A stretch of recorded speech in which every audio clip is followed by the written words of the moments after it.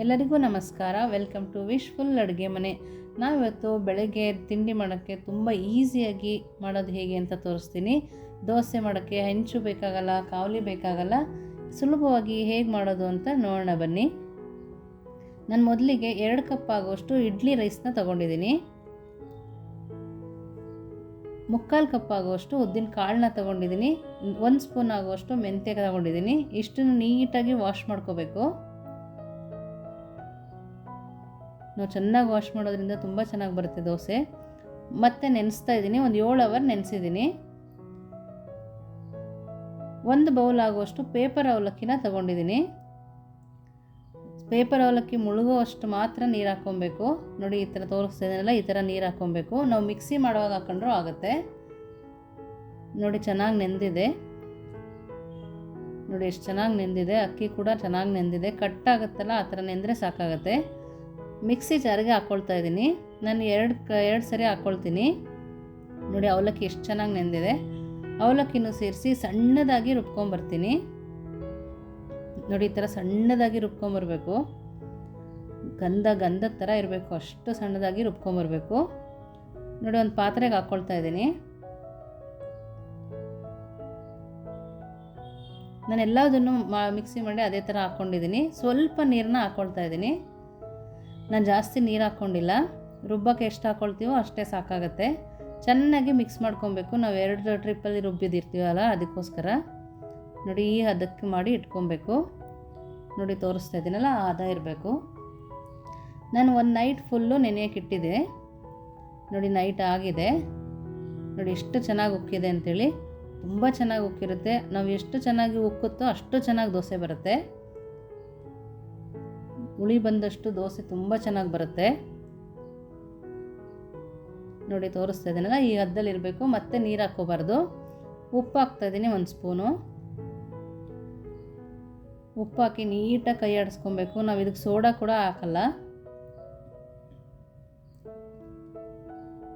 ನಾನು ಇಲ್ಲೊಂದು ಪ್ಯಾನ್ ತೊಗೊಂಡಿದ್ದೀನಿ. ಲೋ ಫ್ಲೇಮಲ್ಲಿ ಇಟ್ಕೊಂಡಿದ್ದೀನಿ. 2 ಸ್ಪೂನ್ ಆಗೋಷ್ಟು ಎಣ್ಣೆನ ಹಾಕ್ಕೊಂಡಿದ್ದೀನಿ. ಸ್ವಲ್ಪ ಸಾಸಿವೆ ಹಾಕ್ಕೊಳ್ತಾ ಇದ್ದೀನಿ. ಹಸಿಮೆಣಸಿನ್ಕಾಯಿ ಸ್ವಲ್ಪ. ಇಷ್ಟನ್ನು ಫ್ರೈ ಮಾಡ್ಕೊಬೇಕು. ಆ ಫ್ರೈ ಮಾಡ್ಕೊಂಡಿದ್ದನ್ನು ನಾವು ದೋಸೆ ಹಿಟ್ಟು ಮಾಡ್ಕೊಂಡಿದ್ವಲ್ಲ, ಅದರೊಳಗಡೆ ಮಿಕ್ಸ್ ಮಾಡ್ಕೊಳ್ತಾ ಇದ್ದೀನಿ. ಈ ಥರ ಮಾಡ್ಕೊಳ್ಳೋದ್ರಿಂದ ತುಂಬ ಟೇಸ್ಟಿಯಾಗಿರುತ್ತೆ. ಅರಿಶಿನ ಪುಡಿ ಸ್ವಲ್ಪ ಹಾಕ್ಕೊಳ್ತಾ ಇದ್ದೀನಿ. ಕೊತ್ತಂಬರಿ ಸೊಪ್ಪು ಸ್ವಲ್ಪ. ಇಷ್ಟನ್ನು ಹಾಕಿ ನೀಟಾಗಿ ಕೈ ಆಡಿಸ್ಕೊಬೇಕು. ತುಂಬಾ ಟೇಸ್ಟಿಯಾಗಿರುತ್ತೆ. ನೀವೇ ಕಮೆಂಟ್ ಮಾಡಿ ಹೇಳ್ತೀರಾ, ಅಷ್ಟು ರುಚಿಯಾಗಿರುತ್ತೆ. ನೋಡಿ, ಎತ್ತಿಟ್ಕೊಳ್ತಾ ಇದ್ದೀನಿ. ಒಂದು ಬಾಳೆದೆಲೆನ ತೊಗೊಂಡಿದ್ದೀನಿ. ನೋಡಿ, ಈ ಥರ ಶೇಪಲ್ಲಿ ಕಟ್ ಮಾಡ್ಕೊಂಡಿದ್ದೀನಿ ನಾನು. ನಿಮ್ಗೆ ಯಾವ ಶೇಪ್ ಬೇಕೋ ಆ ಶೇಪ್ ಕಟ್ ಮಾಡ್ಕೋಬೋದು. ಸ್ವಲ್ಪ ಎಣ್ಣೆ ಸರುಕೊಳ್ತಾ ಇದ್ದೀನಿ ಬಾಳೆದೆಲೆಗೆ. ನೋಡಿ, ಈ ಥರ ಇಡ್ಲಿ ಪ್ಲೇಟ್ ಬರುತ್ತಲ್ವ, ತೂತ ಇರೋದು, ಅದ್ರ ಮೇಲೆ ಇಟ್ಕೊಳ್ತಾ ಇದ್ದೀನಿ ಬಾಳೆದೆಲೆನ. ಈ ಥರ ದೋಸೆನ ನೀಟಾಗಿ ತೆಳುವಾಗಿ ಸ್ಪ್ರೆಡ್ ಮಾಡ್ಕೊಬೇಕು. ಒಂದು ಸೌಟ್ ಸಹಾಯದಿಂದ ನೀಟಾಗಿ ಸ್ಪ್ರೆಡ್ ಮಾಡ್ಕೊಳ್ತಾ ಇದ್ದೀನಿ. ನೋಡಿ, ಆ ಥರ ಮಾಡ್ಕೋಬೇಕು. ನಾನಿಲ್ಲಿ ಇಡ್ಲಿ ಪಾತ್ರೆನ ತೊಗೊಂಡಿದ್ದೀನಿ. ಸ್ವಲ್ಪ ನೀರು ಹಾಕಿ ಕಾಯಕ್ಕೆ ಇಟ್ಕೊಂಡಿದ್ದೀನಿ. ನೋಡಿ, ಈ ಥರ ಕುದಿ ಬಂದಮೇಲೆ ಆ ಪ್ಲೇಟ್ನ ತೆಗೆದು ಇದರಲ್ಲಿ ಇಟ್ಕೊಳ್ತಾ ಇದ್ದೀನಿ. ನೀವು ಇಡ್ಲಿ ಕುಕ್ಕರ್ ಇಲ್ಲ ಅಂದ್ರೂ ನಾರ್ಮಲ್ ಬಾಣಲಿಯಲ್ಲಿ ಇಟ್ಕೊಂಡು ಕೂಡ ಮಾಡ್ಕೋಬೋದು. 3 ನಿಮಿಷದಷ್ಟರೊಳಗೆ ಬೆಂದೋಗುತ್ತೆ. ನೋಡಿ, ಬೆಂದಿದೆ.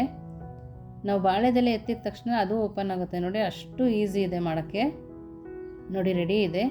ಬಿಸಿನಲ್ಲೇ ಯಾವ ಥರ ಬರ್ತಾಯಿದೆ ನೋಡಿ.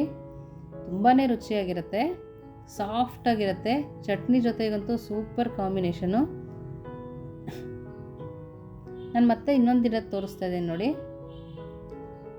ನೋಡಿ, ಆ ಪಾತ್ರೆಯಲ್ಲೇ ಹಾಕ್ಕೊಳ್ತಾ ಇದ್ದೀನಿ. ಈ ಥರ ಹಾಕೊಂಡು 3 ನಿಮಿಷ ಹೈ ಫ್ಲೇಮಲ್ಲಿ ಇಟ್ಟರೆ ಸಾಕಾಗತ್ತೆ. ನೋಡಿ, ಇದು ಕೂಡ ಯಾವ ಥರ ಬರ್ತಾಯಿದೆ ಅಂತ. ತುಂಬಾ ಸಾಫ್ಟಾಗಿರುತ್ತೆ, ತುಂಬಾ ರುಚಿಯಾಗಿರುತ್ತೆ. ಬೆಳಗ್ಗೆ ಬೇಗ ಕೂಡ ಆಗುತ್ತೆ. ನೋಡಿ, ರೆಡಿ ಇದೆ ಎಲ್ಲದು. ನೋಡ್ತಾ ಇದ್ದೀರಲ್ಲ ಯಾವ ಥರ ಬಳಕ್ತಾ ಇದೆ ಅಂಥೇಳಿ. ತುಂಬಾ ಸಾಫ್ಟಾಗಿರುತ್ತೆ. ಬಾಯಲ್ಲಿಟ್ಟರೆ ಮೆಲ್ಟ್ ಆಗುತ್ತೆ ಅಂತಲೇ ಹೇಳ್ಬೋದು, ಅಷ್ಟು ಚೆನ್ನಾಗಿರುತ್ತೆ.